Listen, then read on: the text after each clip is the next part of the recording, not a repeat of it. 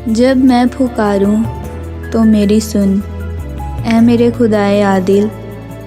तंगी में तूने मुझे कुशादगी बख्शी है, मुझ पर रहम फरमा और मेरी दुआ कबूल कर। ऐ बनी आदम, तुम कब तक काहिल मिजाज रहोगे? तुम किस लिए बतालत को प्यार करते हो और झूठ के दर पे रहोगे? ये जान लो कि खुदावंद अपने बरगज़ीदा को अजीब बनाता है। जब मैं उसे पुकारूंगा तो खुदावंद मेरी सुन लेगा। थरथराओ और गुनाह ना करो। अपनी ख्वाबगाहों में अपने दिल में सोचो और खामोश रहो। रास कुर्बानियाँ गुजरानो और खुदावंद पर तवक्कल करो। वह तेरे कहते हैं कि कौन हमें नेकी दिखाएगा। ऐ खुदावंद, अपने चेहरे का नूर हम पर जलवागर फरमा।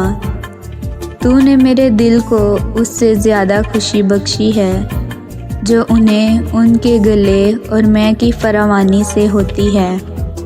मैं लेटकर उसी वक्त सलामती से सोता हूँ, क्योंकि ऐ खुदावंद फ़कत तू ही मुझे मुत्तमईन रखता है। आमीन।